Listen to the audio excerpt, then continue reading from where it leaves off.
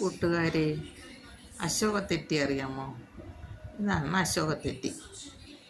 ഇത് ഇപ്പം തെറ്റിയുടെ സീസണാണ്. ഇതെപ്പോഴും ഈ അശോകത്തെറ്റി പൂക്കൂല. ഇപ്പോഴും അശോകത്തെറ്റി പൂ സീസണാണ്. ഇത് എൻ്റെ കുട്ടിക്കാലം മുതലേ ഞങ്ങളെ വീട്ടിലൊക്കെ ഇത് ഔഷധമായിട്ട് ഉപയോഗിക്കും. ഇത് ചിലയല്ല, ഇതിൻ്റെ പൂവ് ഇറുത്തെടുത്ത് അമ്മിയിലരച്ച് പച്ചരിയും കൂടെയൊക്കെ അരച്ച് എൻ്റെ അമ്മ ഞങ്ങൾ പ്രസവിച്ച് കിടക്കുമ്പോഴും പ്രായമായിരിക്കുമ്പോഴൊക്കെ മരുന്നായിട്ട് കുറുക്കിയൊക്കെ തരും. അതാണ് ഈ അശോകത്തെറ്റി.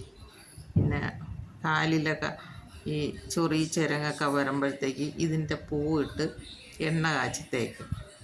എല്ലാ വീടുകളിലും ഇതൊരു മൂട് നട്ടുപിടിപ്പിക്കുന്നത് വളരെ നല്ലതാണ്, അത്യാവശ്യമുള്ളതാണ്. ഇപ്പോഴ് ആരും ഇതൊന്നും ഉപയോഗിക്കില്ല. പണ്ടുള്ള ആളുകൾക്ക് ഇതിൻ്റെ ഗുണങ്ങളൊക്കെ അറിയാവുള്ളൂ. ഇപ്പോഴുള്ളവരെല്ലാം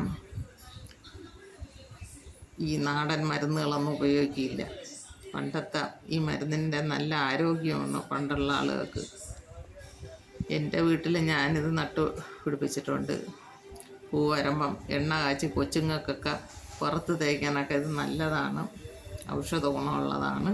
എല്ലാവരും ഇത് നട്ടുപിടിപ്പിക്കണം. എൻ്റെ ഈ വീഡിയോ എല്ലാവർക്കും ഇഷ്ടമായെങ്കിൽ ലൈക്ക് ചെയ്യുക, ഷെയർ ചെയ്യുക, സബ്സ്ക്രൈബ് ചെയ്യുക, എന്നെ പ്രോത്സാഹിപ്പിക്കുക.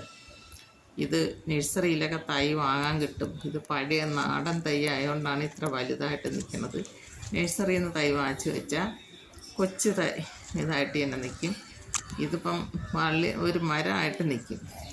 നഴ്സറിയിൽ തൈ ചെറുതായിട്ട് നിൽക്കും. വാങ്ങി എല്ലാവരും നടണം.